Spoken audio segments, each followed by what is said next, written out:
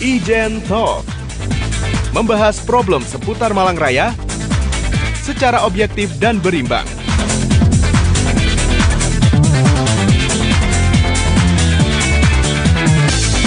Kami hadirkan narasumber terpercaya untuk Anda. Ijen Talk, tiap Senin sampai Sabtu jam 8 pagi, hanya di City Guide 911 FM, Your City Guide Radio.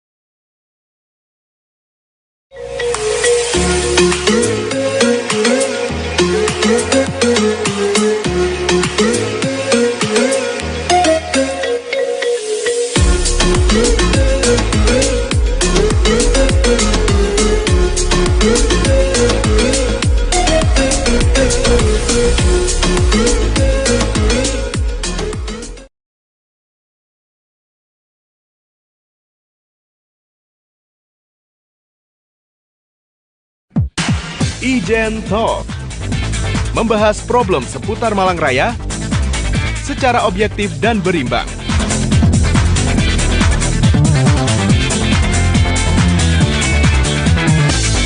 Kami hadirkan narasumber terpercaya untuk Anda. Ijen Talk, tiap Senin sampai Sabtu jam 8 pagi, hanya di City Guide 911 FM, Your City Guide Radio.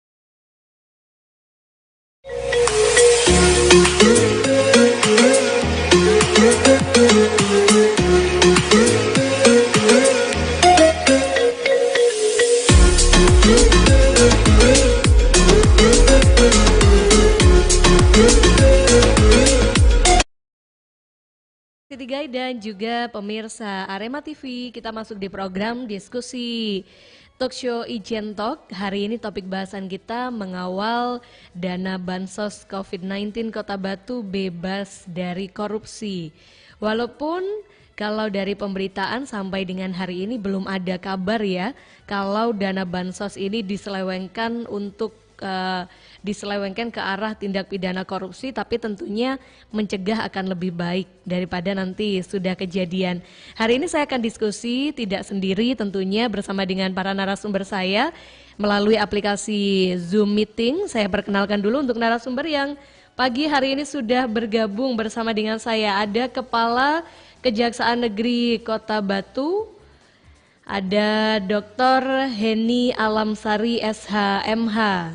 Bu Heni, selamat pagi. Assalamualaikum. Waalaikumsalam warahmatullahi wabarakatuh, Mbak.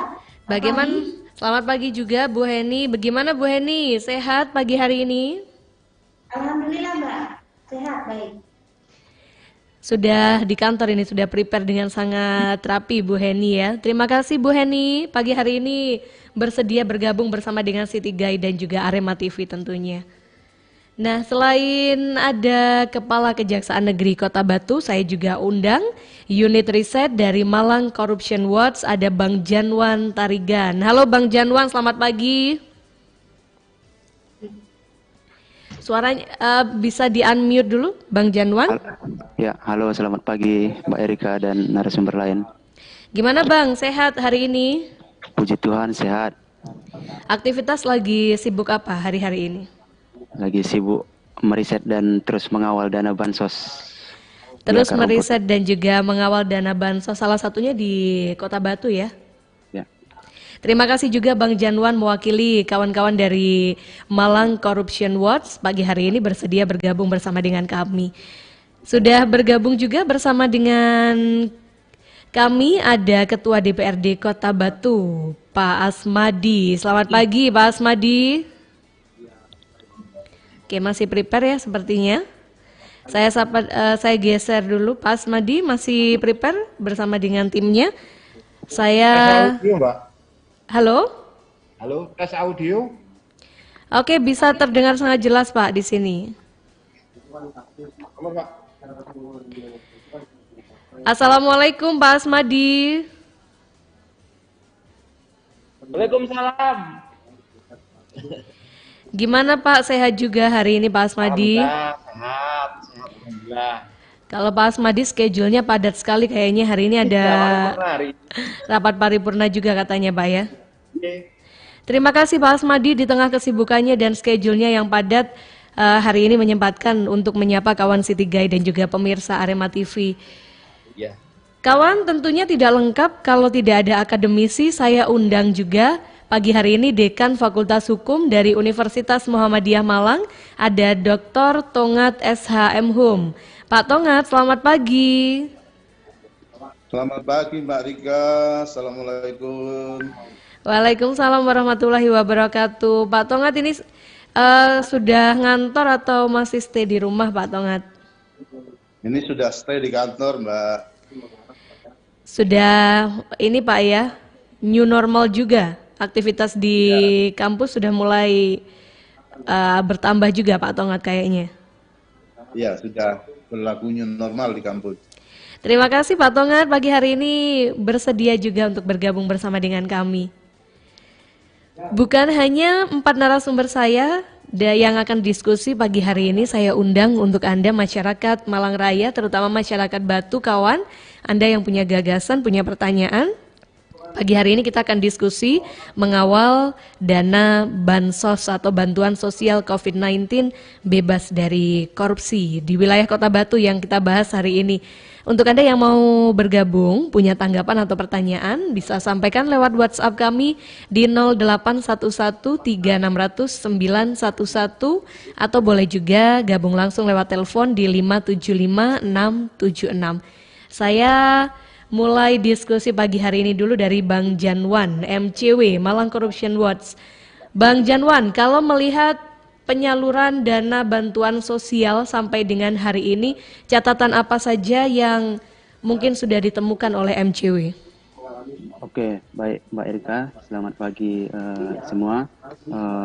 Pertama-tama, sejak awal memang ketika pandemi ini masuk di Indonesia, utamanya di Kota Batu, pemerintah dituntut untuk bekerja lebih cepat, tepat, dan dinamis seperti itu, dynamic governance.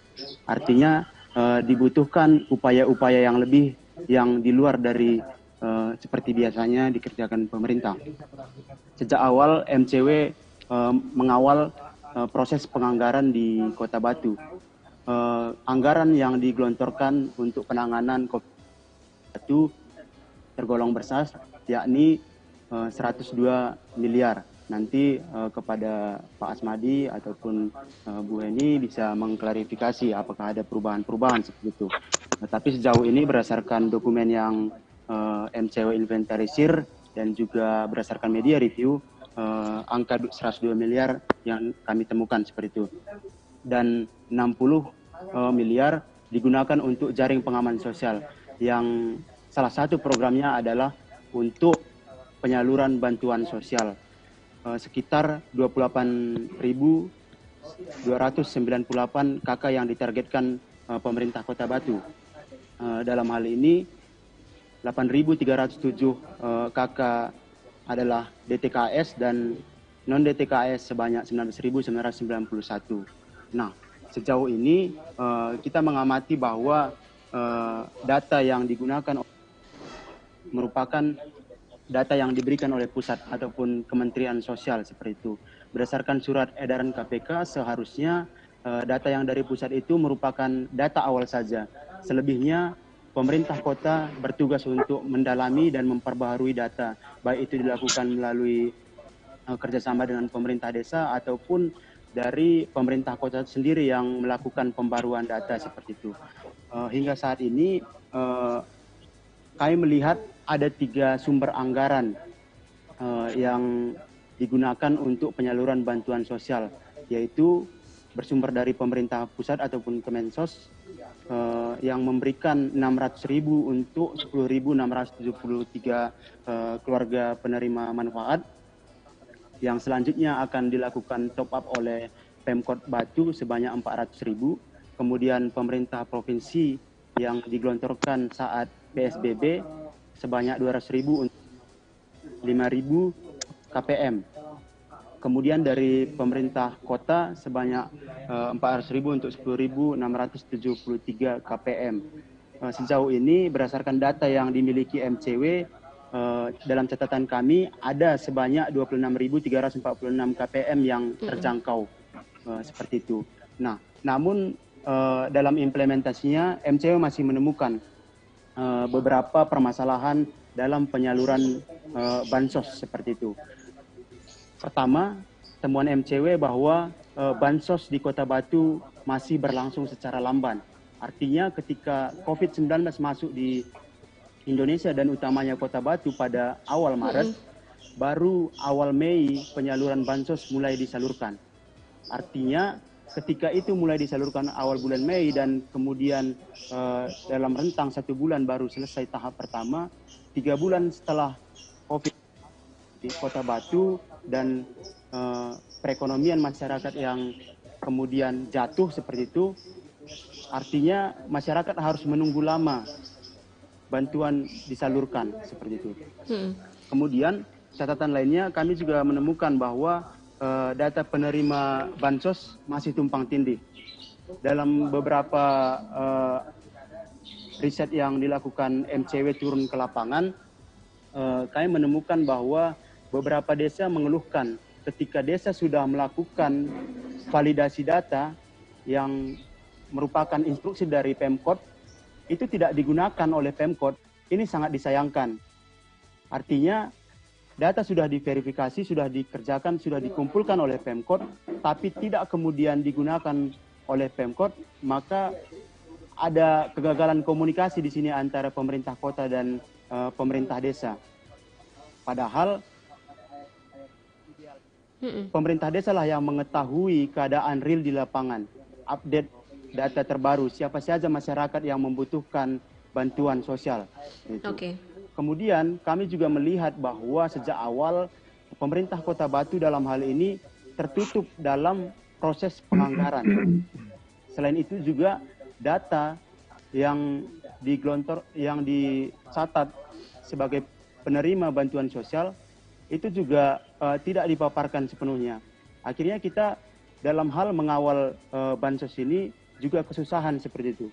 Nah, ini merupakan salah satu indikator dari adanya potensi penyelewengan ketika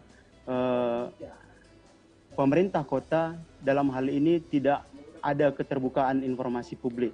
Oke, Bang Janwan, saya potong dulu. Itu tadi 3 masalah yang sejauh ini ditemukan oleh MCW. Saya geser dulu ke Dr. Tongat dari Dekan Fakultas Hukum Universitas Muhammadiyah Malang. Pak Tongat, mungkin boleh digambarkan ke kita semuanya potensi-potensi korupsi dalam dana bansos yang mungkin terjadi seperti apa, Pak? Baik Mbak Rika, terima kasih atas kesempatan yang diberikan pada hari ini. Mbak Rika, kalau kita melacak ya jejak korupsi bansos di negara ini, di negeri ini, saya kira deretannya itu agak panjang. Jadi kalau kita melacak ke belakang terkait dengan jejak korupsi bansos ini agak panjang. Apa sebetulnya yang ingin saya sampaikan? Saya ingin menyampaikan begini. Dalam kondisi seperti apapun, ya, termasuk dalam kondisi ada bencana sekalipun, dalam kondisi ada pandemi sekalipun, potensi untuk terjadinya korupsi itu selalu ada. Bahkan kalau kita mengikuti konsep atau teori kejahatan, pada saat bencana itu justru terbuka lebar ruang untuk melakukan tindak pidana, termasuk tindak pidana korupsi. Jadi asumsi bahwa kalau sedang terjadi bencana itu orang kemudian naluri kemanusiaannya muncul itu tidak 100% benar. Artinya orang akan tetap menggunakan kesempatan yang ada jika memang dalam situasi dan kondisi seperti itu ada kesempatan. Karena memang kalau kita bicara kejahatan itu munculnya selalu ketika ada kesempatan. Ketika ada kesempatan datang, maka akan terjadilah yang namanya kejahatan. Nah, dalam konteks kita bicara bansos, bantuan sosial di masa bencana atau di masa pandemi ini, sebetulnya kuncinya itu yang paling penting itu satu. Kuncinya adalah transparansi. Transparansi apa? Yang pertama, transparansi pengelolaan dan penyaluran. Kalau pengelolaan dana bansos ini jelas, pengelolaannya jelas, kemudian penyalurannya jelas, maka bisa diminimalisasi potensi-potensi untuk terjadinya tindak pidana korupsi pada bansos. Kemudian yang kedua, harus ada transparansi terkait dengan data penerima.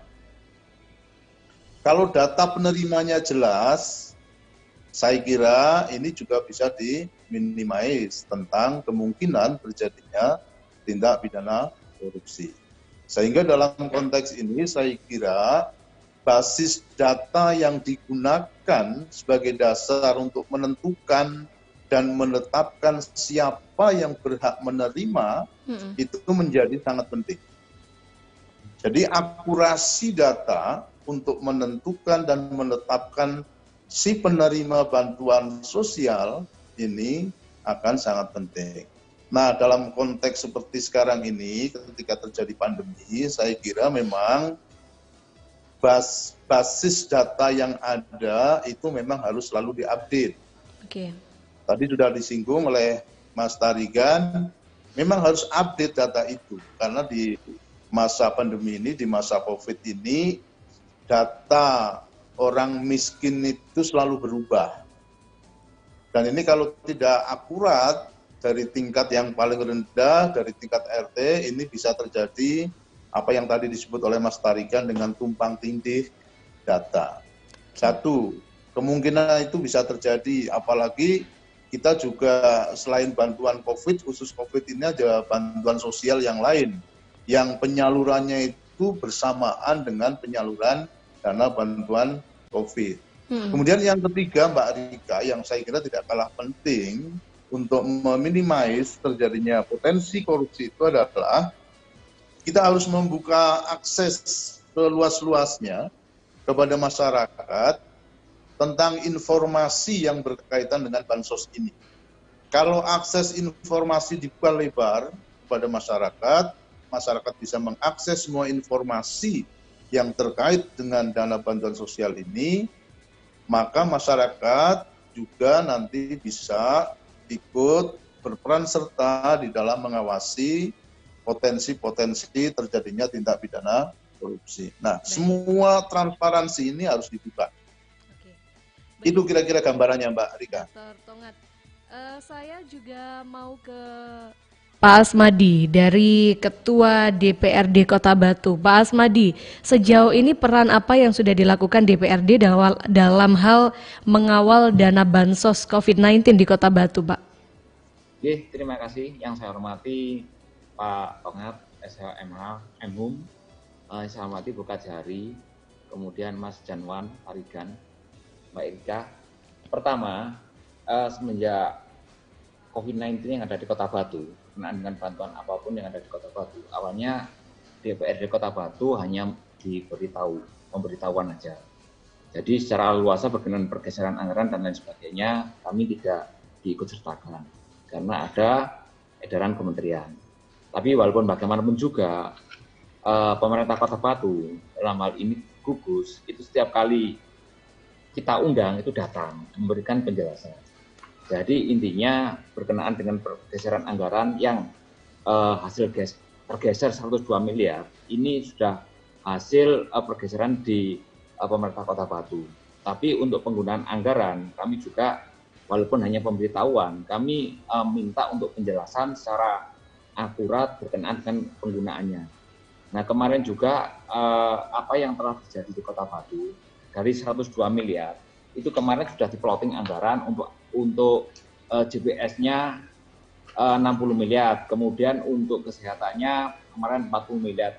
Paling tidak secara rinci kemarin itu sudah diberikan kepada kita.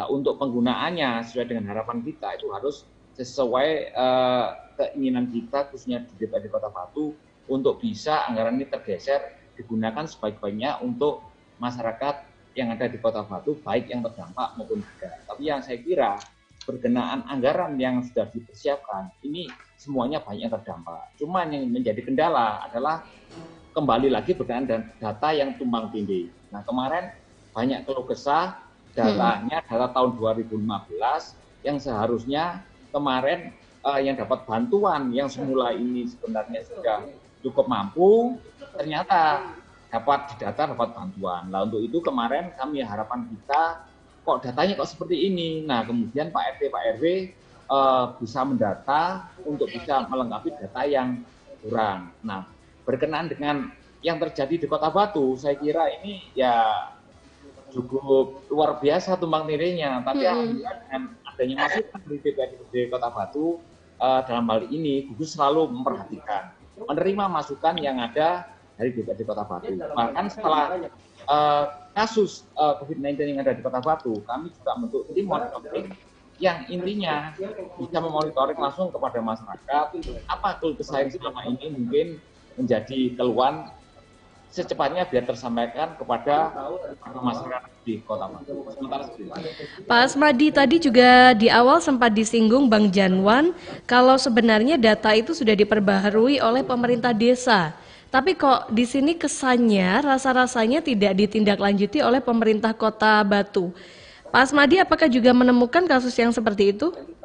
Iya, kemarin juga sama apa yang disampaikan oleh Mas Janwan, itu juga kami merasakan juga, menemukan juga. Cuman semuanya juga saya sampaikan kepada dalam hal ini tim gugus. Dalam hal ini saya sampaikan dengan temuan yang ada di masyarakat. Tapi kemarin semuanya sudah saya sampaikan.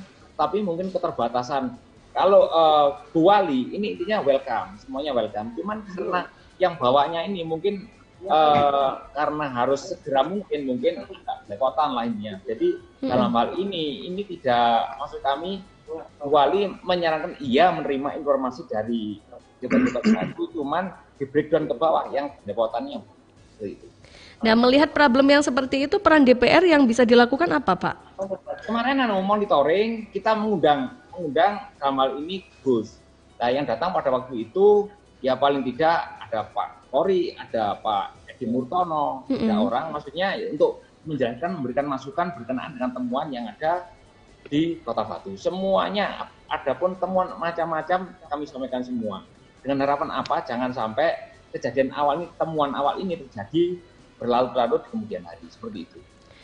Jadi sudah disampaikan ke tim dari gugus tugas untuk ditindaklanjuti sejauh ini seperti itu, Pak Asmadi ya? Ya.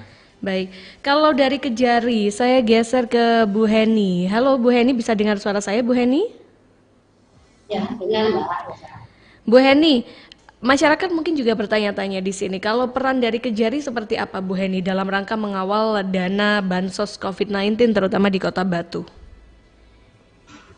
Baik, terima kasih Mbak Elsa dan narasumber yang lain, bahwa Kejaksaan Negeri Batu ini memang di dalam pandemi COVID-19 ini menerima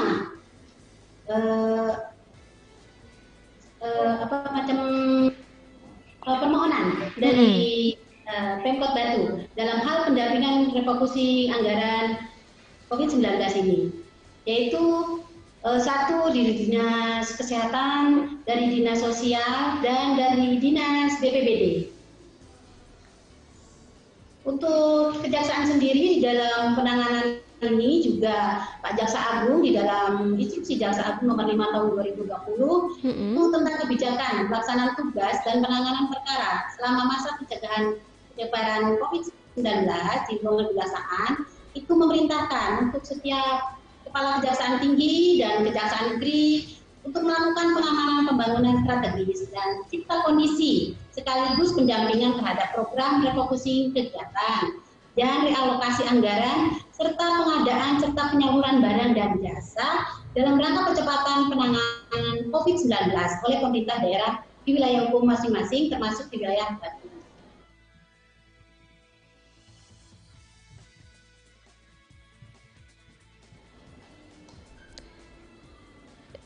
Ya, Bu Heni suaranya sepertinya tidak terdengar. Bu Heni, halo? Tidak terdengar. Oke, sudah. Bu Heni, di sini untuk peran pendampingan yang sudah dilaksanakan oleh Kejari seperti apa? Apakah semua penyaluran dana bansos ini juga atas pengawasan dari Kejari? Ya, betul. Karena di dalam hal ini Pemkot sendiri meminta pendampingan dari Kejaksaan Negeri Kota Batu di dalam penanganan perkara COVID-19 ini. Di dalam hal ini kita Kejaksaan menerima surat dan melakukan paparan juga di Kejaksaan Negeri. Berikut juga tim dari Pemkot Batu datang ke kantor kami. Oke, Bu, sejauh ini selain beberapa problem yang tadi sudah disampaikan Dr. Tongat, kemudian Bang Janwan dan juga Pak Asmadi, ada tidak problem-problem lain yang ditemukan di lapangan?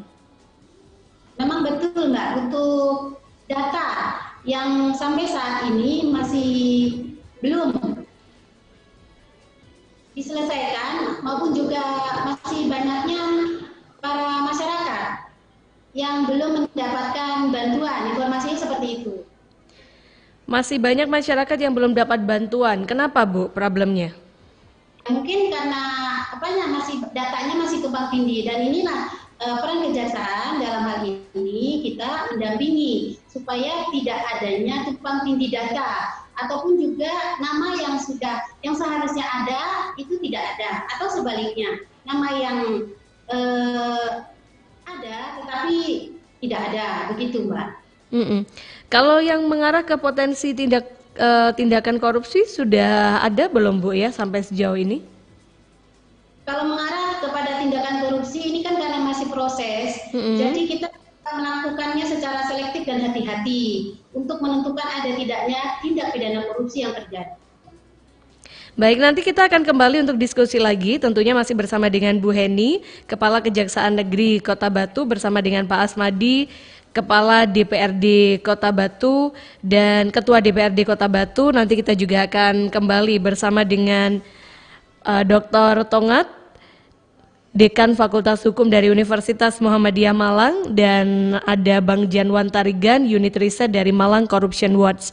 Saya undang Anda untuk ikut memberikan tanggapan maupun juga pertanyaan. Kawan boleh lewat WhatsApp kami di 0811360911 atau boleh juga lewat telepon di 5755676. Kita akan segera kembali di program Talkshow Ijen Talk. Tetaplah bersama kami.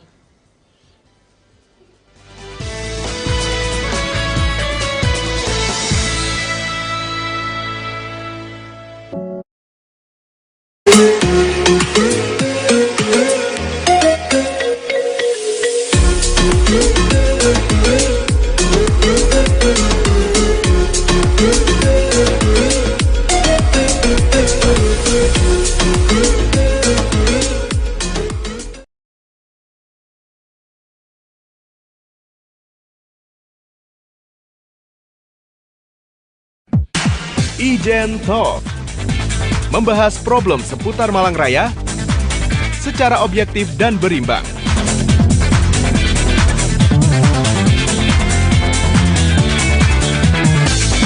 Kami hadirkan narasumber terpercaya untuk Anda.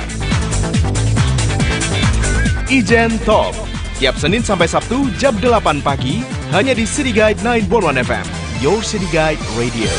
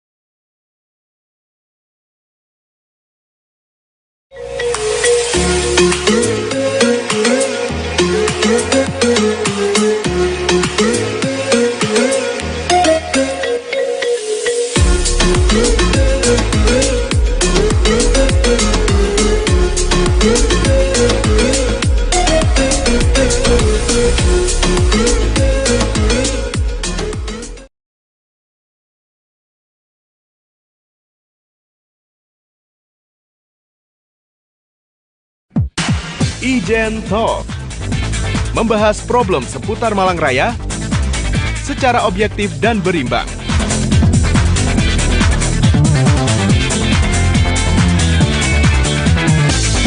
Kami hadirkan narasumber terpercaya untuk Anda. Ijen Talk, tiap Senin sampai Sabtu jam 8 pagi, hanya di City Guide 911 FM, Your City Guide Radio.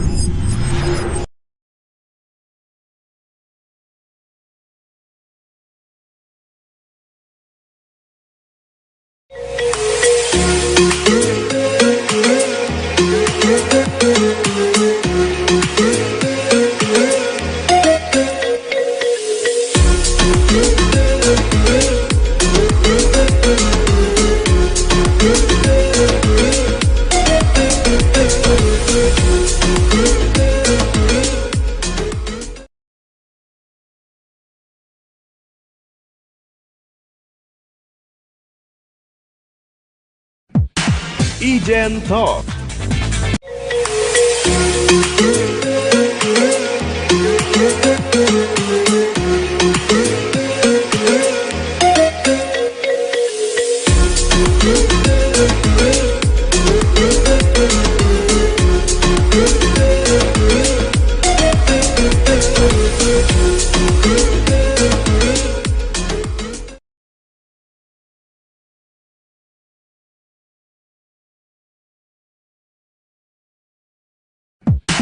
Ijen Talk, membahas problem seputar Malang Raya.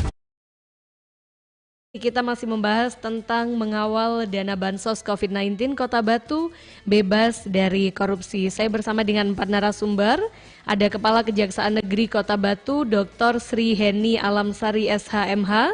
Ada unit riset dari Malang Corruption Watch, Bang Janwan Tarigan. Ketua DPRD Kota Batu Pak Asmadi, dan Dekan Fakultas Hukum Universitas Muhammadiyah Malang Dr. Tongat SH Mhum. Saya jeda beberapa informasi lain dulu kawan. Ada Pak Andi tadi menginfokan di daerah Gadang dari mulai Mergosono kondisi lalu lintas pagi hari ini sudah padat. Kemudian ada Pak Slamet di Blimbing, LA Sucipto arah ke Pakis kondisi masih ramai lancar, kepadatan hanya terjadi di pertigaan Pandanwangi. Ke timur maupun juga arah barat, kondisi lalu lintas masih ramai dan lancar. Baik, saya kembali diskusi program Talkshow Ijen Talk mengawal dana bansos COVID-19 Kota Batu bebas dari korupsi. Pak Tongat, halo Pak Tongat. Pak Tongat, di sini untuk bisa mengantisipasi adanya potensi korupsi, apa yang perlu dilakukan oleh pemerintah dalam hal ini Kejari maupun juga DPRD, Pak? Ya, baik Mbak Rika. Jadi seperti tadi yang saya sampaikan, untuk meminimais potensi korupsi terkait dengan dana bansos ini, saya kira kunci utamanya adalah transparansi tadi. Yang sangat penting dalam konteks ini tentu adalah transparansi data, terutama adalah data penerima. Pastikan bahwa penerima bansos ini datanya adalah akurat. Kalau saya melihat di Kota Batu dengan jumlah penduduk yang tidak terlalu banyak, kemudian dengan tingkat keterjangkauan geografis yang saya kira mestinya penyaluran dana bansos di Kota Batu itu mestinya tidak boleh mengalami kendala, karena tantangannya saya kira tidak terlalu besar kalau kita melihat di Kota Batu dengan jumlah penduduk yang tidak terlalu banyak, kemudian geografis yang terjangkau. Saya kira ini tidak terlalu banyak hambatan untuk meminimais potensi terjadinya tindak pidana korupsi. Hanya memang saya kira begini Mbak Rika, kalau dalam kaitannya dengan pandemi ini, karena memang kan dinamika COVID ini kan sangat tinggi. Artinya kita harus selalu mengupdate data-data terkait dengan siapa sebenarnya yang harus atau berhak sebagai penerima bansos. Karena kondisi masyarakat itu juga terus berubah. Ya. Orang yang pada hari ini misalnya belum mengalami pemutusan hubungan kerja, besok hari lusa dan seterusnya bisa jadi mengalami.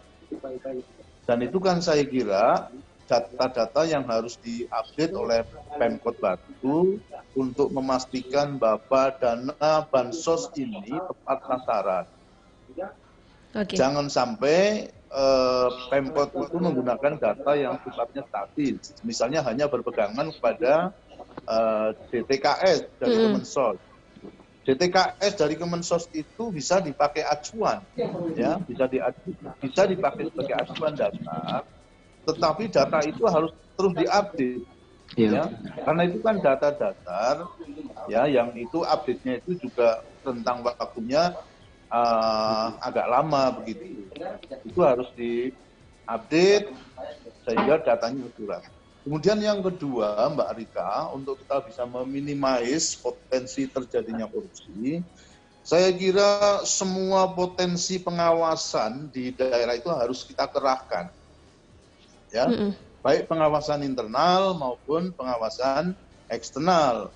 Kalau secara internal, saya kira inspektorat daerah, saya kira harus dikerahkan secara maksimal untuk mengawal dan mengawasi baik pengelolaan maupun penyaluran dana bantuan sosial ini.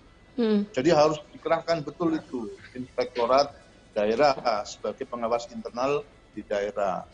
Kemudian yang kedua, saya kira pengawasan yang sifatnya eksternal seperti dari penegak hukum itu juga harus dioptimalkan. Kejaksaan harus berperan penting, kepolisian harus berperan penting, DPRD harus berperan penting. Jadi semua potensi pengawasan di daerah harus kita kerahkan. Di samping saya kira yang tidak kalah penting adalah kita memberdayakan potensi masyarakat itu sendiri. Karena masyarakat yang secara langsung bersentuhan dengan dana bantuan sosial ini. Saya kira kalau kita bisa mengoptimalisasi peran-peran masyarakat untuk melakukan pengawasan, insya Allah potensi korupsi ini bisa ditekan dan bisa diminimais. Oke. Kira-kira begitu, Mbak Rika. Siap, Pak. Bang Janwan, melihat masih adanya tumpang tindih data dan tadi juga mendengar pemaparan dari DPRD dan Kejari, ada komentar dari MCW, Mas Bang Janwan, apakah pengawasan yang selama ini dilakukan dirasa sudah maksimal juga untuk mengantisipasi adanya tindakan yang mengarah ke korupsi? Oke, saya kira apa yang disampaikan oleh Pak Tongan itu tadi, saya sangat sepakat ya. 3 poin yang disampaikan oleh Pak Tongan itu benar-benar bisa ampuh untuk mencegah praktik korupsi dalam penyaluran bantuan sosial seperti itu. Mengenai data yang tumpang tindih, ke depan perlu untuk dibenahi dengan langkah-langkah. Yang pertama, kerjasama pemerintah desa dengan pemerintah seperti itu. Karena kembali seperti yang sudah ditekankan di awal tadi, pemerintah desa ataupun kelurahan lebih mengerti situasi terkini yang menjadi kebutuhan masyarakat di daerahnya.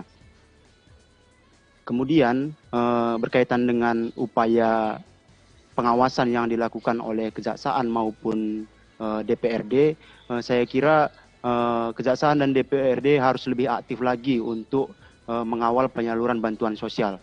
Artinya tidak bisa hanya menunggu pemerintah kota untuk memberikan laporannya seperti itu. Langsung saja audit itu data anggaran ataupun data penerima bantuan sosial. Baik. Apakah itu sudah tepat? Nah, di situ nanti akan ditemukan potensi-potensi dan bisa meminimalisir hal-hal yang tidak diinginkan ke depannya seperti itu. Saya geser juga ke Bu Kejari, Bu Heni. Bu Heni, dari tadi disinggung soal transparansi, Bu. Apakah ini juga yang menjadi fokus Kejari dalam melakukan pendampingan setiap aktivitas yang berkaitan dengan bansos di Kota Batu? Ya, betul, Mbak. Kalau adanya transparansi ini kan bisa diakses oleh seluruh lapisan masyarakat. Kita bisa bisa lihat langsung apakah betul data-data yang disampaikan dinas terkait gitu. Dan karena Kejaksaan ini aparat penegak hukum, apabila ada indikasi ataupun juga dugaannya, kita langsung akan ingatkan kepada para petugas atau pengguna di lapangannya. Baik penyaluran barang dan jasa maupun juga dalam penanganan dalam untuk bansos tersebut. Tadi disampaikan juga rasa-rasanya peran dari Kejari di sini, Kejari dan juga DPRD perlu lebih aktif lagi, tidak hanya menunggu apa yang akan dilakukan Pemkot atau laporan dari pemerintah kota. Bagaimana menanggapi komentar yang seperti itu, Bu Heni? Ya, karena kita nggak hanya menunggu, tetapi kita juga terjun langsung di dalam hal ini, anggota-anggota intelijen kita dari Kejaksaan Negeri Batu, timnya bisa langsung ke tempat-tempat, nggak menunggu. Dan itu juga kita sudah lakukan. Dalam hal ini setiap kegiatan itu bisa langsung di anggota tim dari Kejaksaan Negeri Batu itu bisa dapat melihat dan mendokumentasi pekerjaan-pekerjaan yang dilakukan di lapangan. Apa saja Bu yang mungkin bisa dilakukan oleh Kejari ketika nanti melihat adanya potensi atau celah-celah yang mengarah ke korupsi? Yang kita lakukan yang pertama adalah mengingatkan dan memperbaiki apa yang harus diperbaiki. Apabila ada celah-celah adanya tindak pidana korupsi tersebut. Dan kita juga sangat selektif hati-hati dalam hal ini menentukan ada tidaknya tindak pidana korupsi karena ini masih berjalan, masih berlangsung. Itu Mbak Elsa. Tadi dikatakan harus selektif Bu ya, dan ini sudah penyaluran tahap keberapa Bu? Tahap ketiga bukannya? Ya, sudah tahap ketiga. Berarti sudah jalan tahap 1 dan tahap 2. Adakah evaluasi khusus dari Kejari dalam penyaluran di tahap 1 dan 2 kemarin? Ya, kita ada evaluasi setiap kegiatan, setiap tahap-tahap itu. Dan apabila ada celah maupun juga dugaan, langsung kita ingatkan dan kita akan memberitahu apa saja hal-hal yang harus dilakukan oleh para dinas-dinas terkait dalam bantuan sosial COVID-19. Evaluasi seperti apa yang sudah ditemukan Kejari dalam penyaluran di tahap 1 dan 2 kemarin, Bu? Misalnya dalam pengadaan barang dan jasa itu terlambat ataupun juga kurang cepat. Jadi kita ingatkan untuk tepat waktu, tepat sasaran dan tepat mutu. Jangan sampai nanti penyalurannya penggunaan masker ataupun juga alat-alat kesehatan tersebut lewat dari masa pandemi COVID-19. Itu yang kemarin terjadi di tahap 1 dan 2 Bu ya, lambatnya penyaluran. Problemnya apa kok penyaluran menjadi lambat? Apakah dana cair juga lambat Bu? Kalau dananya ada, tapi data yang disampaikan itu masih belum begitu valid karena adanya tumpang tindih di beberapa tempat. Nah makanya di dalam hal ini Kejaksaan terjun langsung ke dalam tempat tersebut ataupun lokasi tersebut. Pak Asmadi, kalau Pak Asmadi tanggapannya seperti apa Pak? Tadi komentarnya Dr. Tongat menyampaikan harusnya di Batu ini sangat minim kendala karena rakyatnya juga tidak begitu banyak, secara geografis aksesnya juga mudah, tapi kok masih ditemui yang namanya tumpang tindih data dan lambatnya penyaluran dan sebagainya. Gimana DPRD menanggapi yang seperti itu Pak Asmadi? Iya, memang semula untuk COVID-19 pagebluk lah istilahnya. Kemarin ini data-data yang selama ini disajikan yang diberikan kepada masyarakat itu pakai data yang lama. Jadi begitu data ini dibutuhkan, kebingungan semua, nggak tepat sasaran. Bahkan tadi yang saya sebut data dipakai DTKS yang kemarin itu data tahun 2015. Nah terbukti di lapang yang 5 tahun yang lalu ini orang ini tidak mampu, tapi pada waktu sekarang ini mampu. Akhirnya jadi persoalan di lapangan. Nah dengan keluh kesah seperti itu, kami didatangi banyak masyarakat mengeluh tentang itu. Kami minta datanya harus diperbarui, jangan sampai nunggu terlalu lama. Libatkan Pak RT, Pak RW. Paling tidak data ini nanti yang tahu di lingkungannya masing-masing ini Pak RT, Pak RW. Ini mohon segera mungkin ini ditindaklanjuti. Lah, dengan ada temuan awal itu, kami dari DPRD Kota Batu membentuk tim monitoring kekuatan 30 orang. Saya kerahkan semua selama 1 bulan. Jangan sampai menunggu informasi, tapi lakukan kerja di lapang, temuan-temuan yang dari masyarakat harus ditindaklanjuti. Sudah semua dilakukan. Kemudian dalam bentuk rekomendasi, kami serahkan kepada tim gugus, itu yang berkenaan dengan monitoring. Dan kami juga mendatangi desa-desa yang ada, desa dan kelurahan yang ada di Kota Batu. Semuanya adalah ada 24 desa kelurahan, kan tidak terlalu banyak. Kami membagi habis mencari temuan-temuan data yang selama ini seharusnya masyarakat menerima, kok tidak menerima. Ini sudah kami lakukan dalam bentuk rekomendasi. sedangkan berkenaan dengan yang lainnya, ternyata juga pada endingnya yang ada di dinas sosial masih umek masalah tumpang tindih data. Data yang kemarin saya sajikan, saya minta tolong Pak RT, Pak RW ini juga masih tidak dipakai. Akhirnya menjadi persoalan yang luar biasa. Nah, kadang-kadang kami juga malu, Batu ini sempit, tapi menangani masalah hal seperti ini datanya kocar-kacir tidak karuan. Jadi harapan kita DPRD saya turunkan lagi demi persoalan di Kota Batu ini dapat ditangani dengan sebaik-baiknya. Tapi yang terpenting lagi, kemarin teman-teman dari DPRD Kota Batu memberikan laporan ke saya yang intinya ya ada temuan tumpang tindih data. Bahkan data yang diberikan ini kadang-kadang tidak sama dengan data yang ada di pemerintah Kota Batu. Kemudian disandingkan, kemudian dirubah seperti itu. Pak Asmadi, tentunya di sini DPRD memegang peranan penting sebagai pengawas dalam segala aktivitas di eksekutif, Pak ya. Tim dari DPRD sudah maksimal diterjunkan ke lapangan, RT RW sudah dikerahkan, tapi masih ada tumpang tindih data. Lalu problemnya ada di mana, Pak ya, kalau begitu?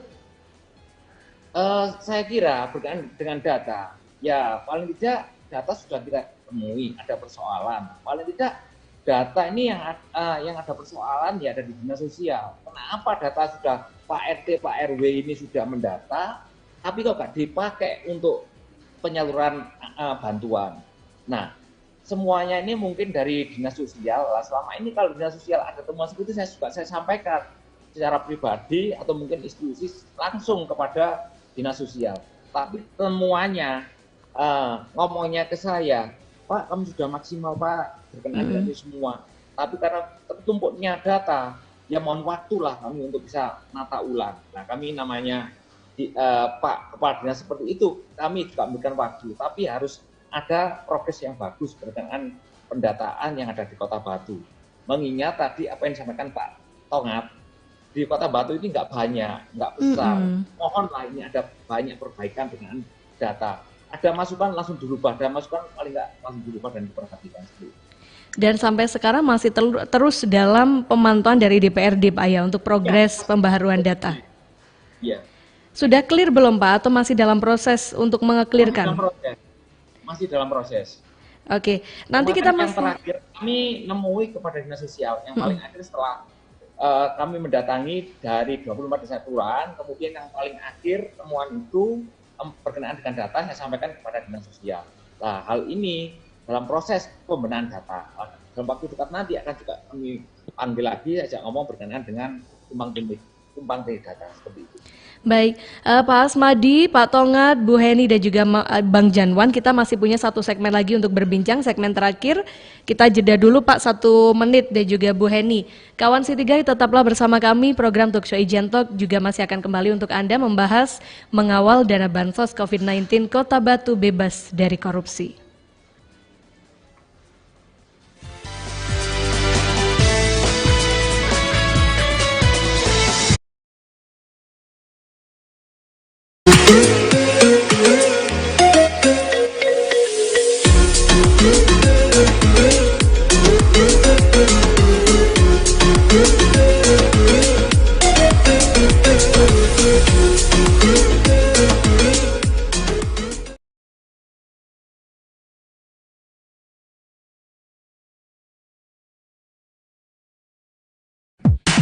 Ijen Talk, membahas problem seputar Malang Raya secara objektif dan berimbang.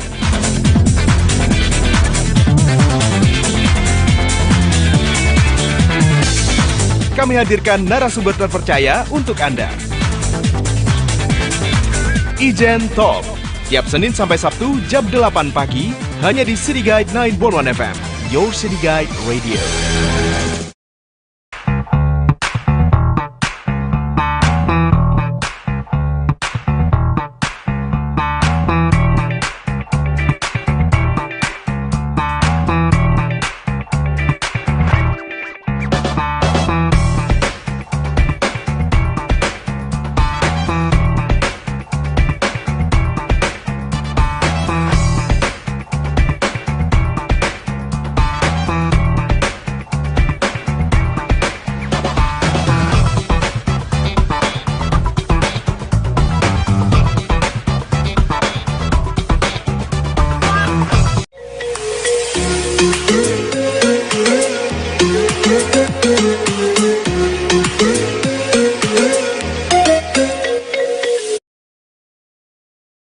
diskusi.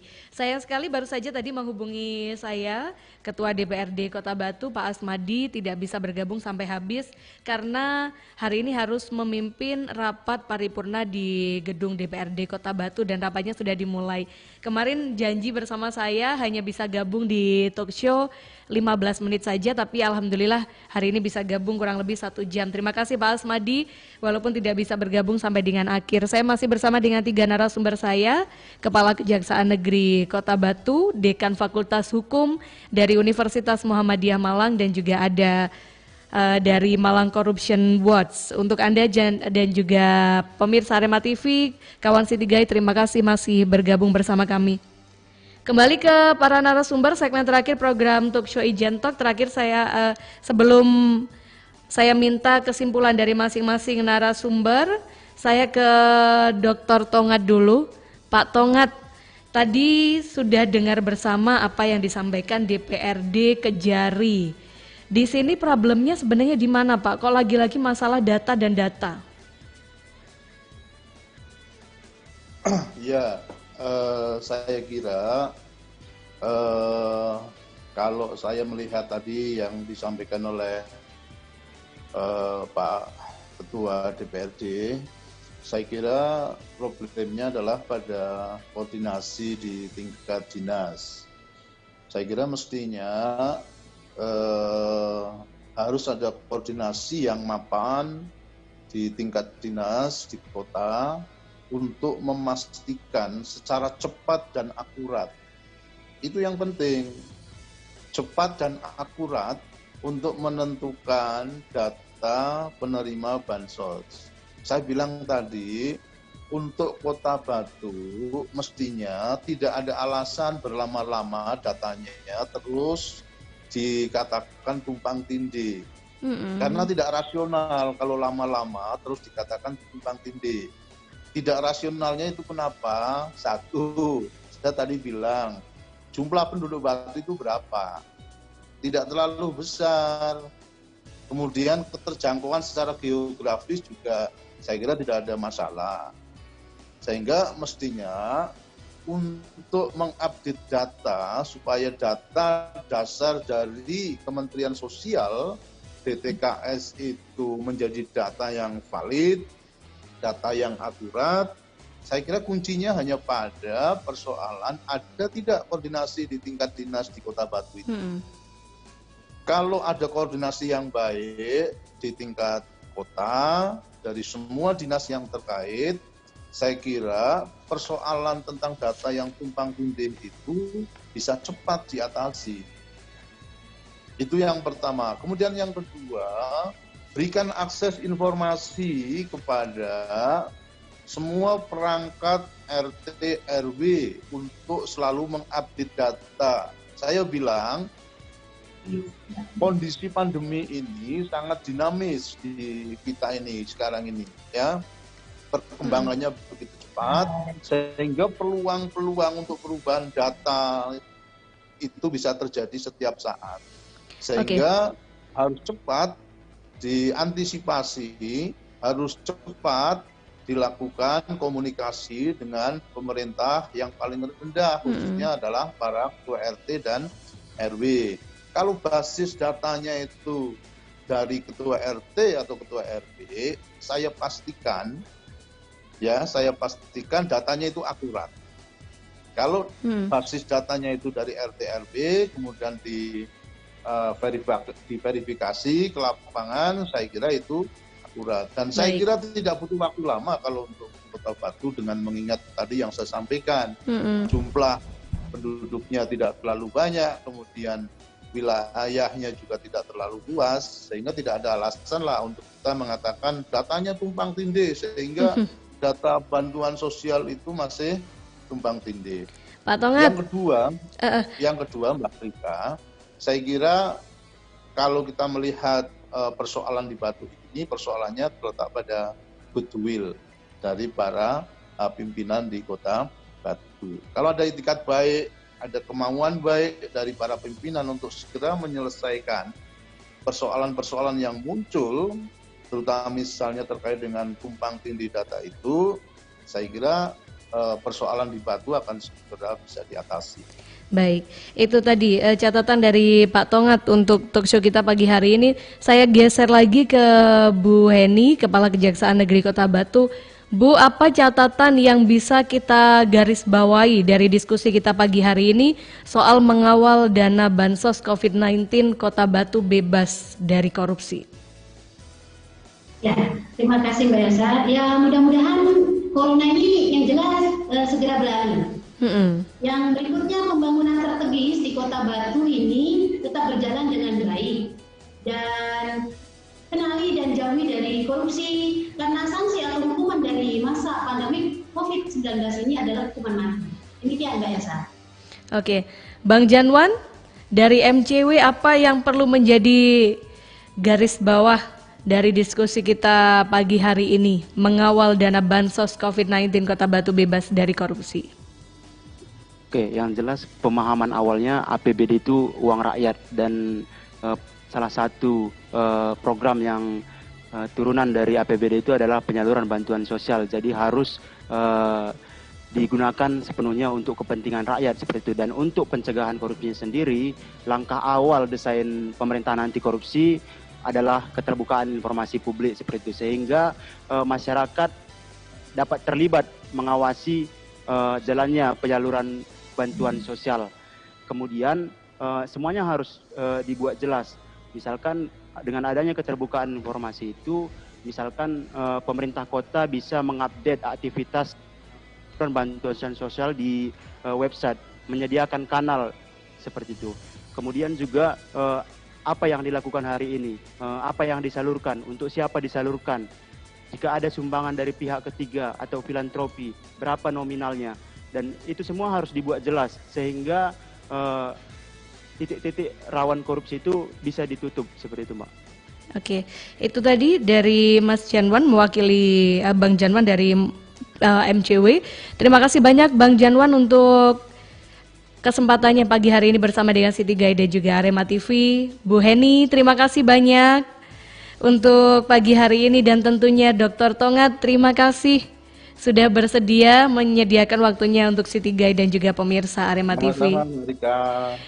Sehat selalu Bang Janwan, Bu Heni dan juga Dr. Tongat. Untuk Anda kawan City Guide dan juga pemirsa Arema TV, tentunya terima kasih sudah menyimak program Talkshow Ijen Talk pagi hari ini. Sama-sama kita kawal Malang Raya tercinta. Hari ini pagi ini kita bicara di Kota Batu, semoga untuk penyaluran dana bansos COVID-19 bisa berjalan dengan lancar, dan pastinya kita juga sangat berharap bebas dari adanya korupsi, tindak pidana korupsi. Sudah cukup rasanya ya, di tengah pandemi ini tidak perlu lagi ada yang namanya korupsi. Program Talkshow Ijen Talk pagi hari ini harus saya akhiri. Kawan dan juga pemirsa Arema TV, saya Erika Rosa, selamat melanjutkan aktivitas Anda. Selamat pagi, wassalamualaikum warahmatullahi wabarakatuh. Selamat pagi. Terima kasih, Pak.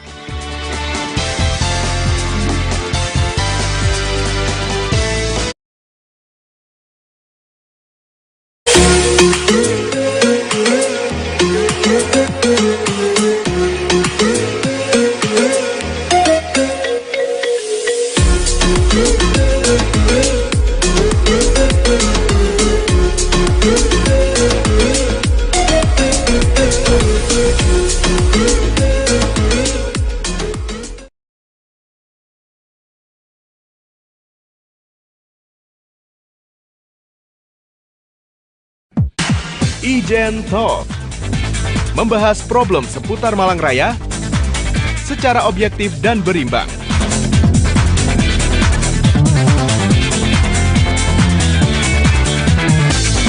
Kami hadirkan narasumber terpercaya untuk Anda. Ijen Talk, tiap Senin sampai Sabtu jam